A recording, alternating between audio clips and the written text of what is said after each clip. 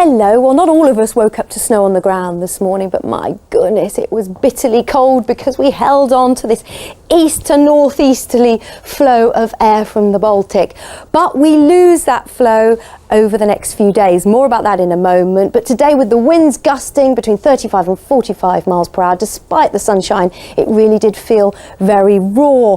But by many roadsides, we've got these, my son calls them magical icicle trees, because of course, where the vehicles have splashed water onto the trees and bushes next to the road, it looks like the plants are actually growing icicles. Absolutely fantastic.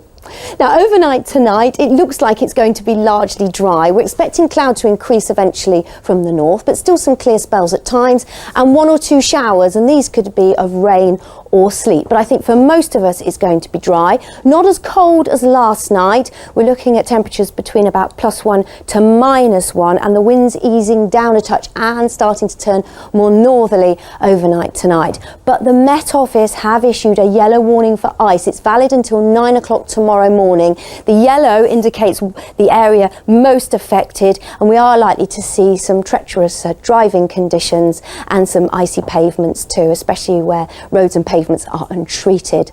But despite the cold start to tomorrow, it is actually the vernal equinox, the start of astronomical spring, where day and night are around the same length. So something to get us into good spirits. And actually tomorrow, despite the fact that it is actually still going to be quite chilly, it's not going to be as cold as it has been, and it should be largely fine and dry, perhaps the thickest of this cloud producing again an odd shower of sleet or rain. Now, temperatures tomorrow, as those winds go more northerly and they ease down, I think they'll be slightly higher than today. Today we got up to around 5 Celsius at best. Tomorrow we're looking at about 7 or 8 Celsius for many of us.